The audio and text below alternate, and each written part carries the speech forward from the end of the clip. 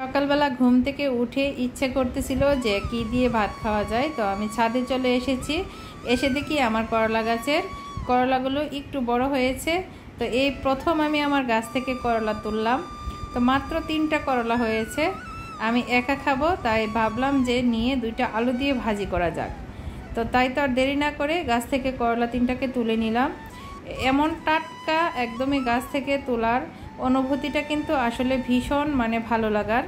টুকটাক শখের মধ্যে এই একটা শখও এখন আমার তালিকায় যুক্ত হয়েছে, সেটা হলো ছাদ বাগান করা, সবজি গাছ লাগানো। তো এই তো মাঝে মাঝে আমি আমার ছাদ বাগান থেকে 2-1টা তরিতরকারি নিয়ে রান্না করতে পারি। এই তো আমি করলা 3টাকে 2টা আলুর সাথে কুচি করে নিয়ে নিলাম। তারপরে একটি কড়াইতে তেল দিয়ে দিলাম।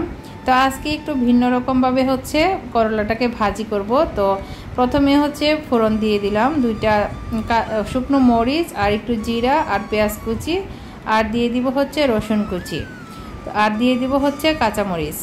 তো এগুলো ভালো করে ভাজা হয়ে গেলে তারপর করলাগুলোকে দিয়ে দিব। তো এই মশলাদার করলা ভাজিটা কিন্তু আসলে ভীষণ ভালো লাগে। আপনি যদি ইচ্ছে করেন যে শুধুই করলা ভাজি দিয়ে ভাত খাবেন, তাহলে এমন করলা ভাজি করে খেতে পারেন, তাহলে সাথে আর কিছুই লাগবে না। যেহেতু আমি একা খাবো, সেই জন্য আমি একটু মশলাদার করলা ভাজিটা একটু আজকে ট্রাই করব।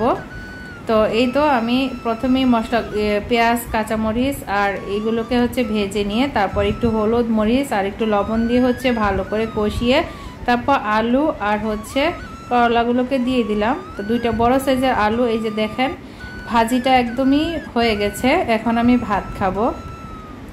এই তো 1 পিস লেবু নিয়ে বসে গেলাম খেতে। তো ভাজিটা দেখতেই অনেক বেশি লোভনীয় হয়েছিল, আর খেতে কিন্তু ভীষণ মজাদার হয়েছিল। এই তো আমি খেতে বসে গেলাম সকালবেলা গরম গরম একদম ভাতের সাথে করলা ভাজি।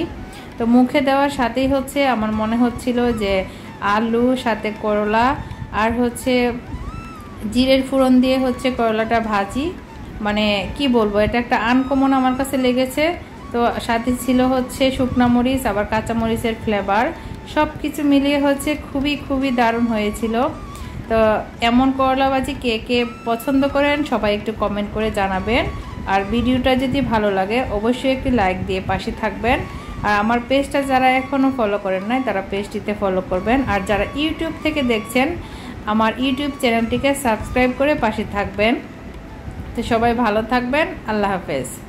তো সবাইকে আসসালামু আলাইকুম আবারও আমার ভিডিওটি দেখার জন্য।